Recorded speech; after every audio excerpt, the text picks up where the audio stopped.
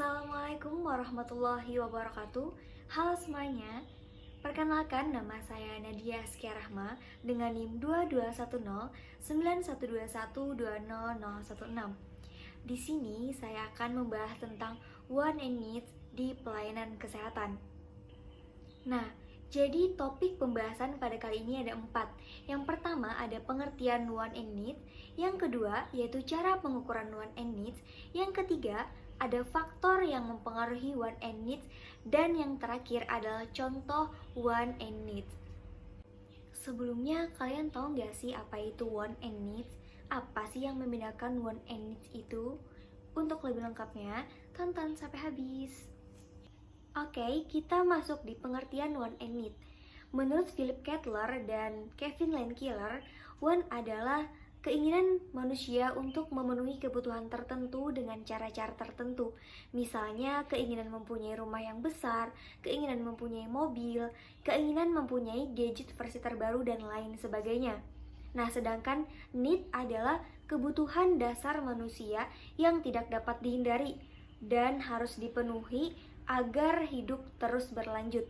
Misalkan kebutuhan akan makanan, minuman, tempat tinggal, air, dan lain sebagainya. Dalam Maslow Hierarchy Need atau hierarki kebutuhan, ada 5 kebutuhan yang harus dipenuhi. Yang pertama, ada kebutuhan psikologi, misalnya seperti kebutuhan akan makanan, minuman, tempat tinggal, pakaian, dan lain sebagainya. Nah, yang kedua, ada kebutuhan akan keamanan, misalkan keamanan pribadi, pekerjaan, sumber daya, dan kesehatan. Yang ketiga, ada kebutuhan akan cinta dan kepemilikan, seperti persahabatan, kekeluargaan, keintiman, maupun pasangan. Nah, yang keempat, ada kebutuhan akan rasa hormat. Jadi seseorang akan membutuhkan rasa hormat, rasa ingin dihargai dan diakui. Nah, yang terakhir ada aktualisasi diri. Nah, ketika seseorang sudah memenuhi kebutuhan 4 tadi, mereka ingin mengaktualisasi diri atau mereka ingin memaksimalkan diri semaksimal mungkin. Nah, itulah 5 kebutuhan yang harus dipenuhi dalam hierarki kebutuhan. Selanjutnya adalah cara pengukuran want and need. Nah, ada 5 cara pengukuran want and need. Yang pertama dengan cara interview. Nah, interview di sini bisa dengan wawancara atau menanyai secara langsung kepada 1 atau 2 orang apa sih keinginan dan kebutuhan mereka. Yang kedua adalah studi pasar. Nah, studi pasar di sini mirip dengan interview. Perbedaannya adalah studi pasar itu dengan cara pengumpulan atau menganalisis informasi kepada orang yang banyak. Nah, yang ketiga dengan cara survei. Survei di sini bisa dengan melalui pembagian Google Form ataupun kuesioner kepada orang lain. Nah, yang keempat dengan cara observasi. Nah, observasi di sini kita mengamati secara langsung apa sih sebenarnya keinginan dan kebutuhan mereka. Yang kelima atau yang terakhir dengan cara diskusi. Diskusi di sini yaitu bertukar pikiran secara berkelompok. Selanjutnya adalah faktor yang mempengaruhi want and need. Ada 4 faktor yang mempengaruhi want and need. Yang pertama adalah faktor fisik.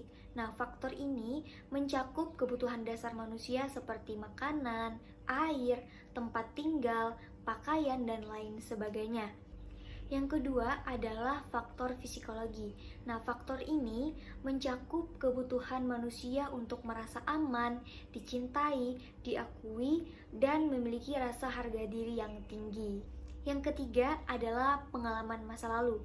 Nah, ketika seseorang pernah mengalami kesulitan dalam memenuhi kebutuhan tertentu, dia akan lebih cenderung memiliki rasa keinginan yang lebih kuat. Misalkan, dia pernah memiliki pengalaman dalam pelayanan kesehatan yang buruk. Dia akan lebih cenderung memiliki keinginan untuk memilih pelayanan kesehatan yang lebih baik daripada sebelumnya. Yang keempat adalah budaya dan lingkungan. Nah, budaya dan lingkungan di mana seseorang itu tinggal akan mempengaruhi keinginan dan kebutuhan mereka. Misalkan, orang yang berada di musim dingin kebutuhannya akan berbeda dengan orang yang berada di musim panas. Mungkin orang yang berada di musim dingin, kebutuhan mereka adalah jaket yang tebal, kaos tangan, dan sepatu yang tebal. Sedangkan orang yang berada di musim panas, mereka akan membutuhkan mungkin kipas angin, es, dan lain sebagainya. Selanjutnya adalah contoh want and need. Nah, yang pertama contoh want adalah salon dan spa. Kenapa sih salon dan spa ini dimasukkan dalam keinginan? Karena untuk memenuhi keinginan memiliki wajah yang cantik dan kulit yang bagus. Nah, yang kedua yaitu olahraga. Kenapa sih olahraga ini dimasukkan dalam need? Karena untuk memiliki tubuh yang bugar dan sehat, kita perlu olahraga. Dan juga agar tidak cepat sakit. Nah, sedangkan contoh dari need adalah yang pertama yaitu makanan yang sehat. Kenapa sih makanan yang sehat itu merupakan kebutuhan?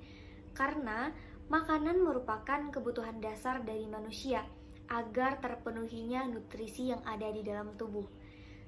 Nah, yang kedua adalah pemeriksaan kesehatan yang rutin. Kenapa sih pemeriksaan kesehatan yang rutin itu termasuk kebutuhan?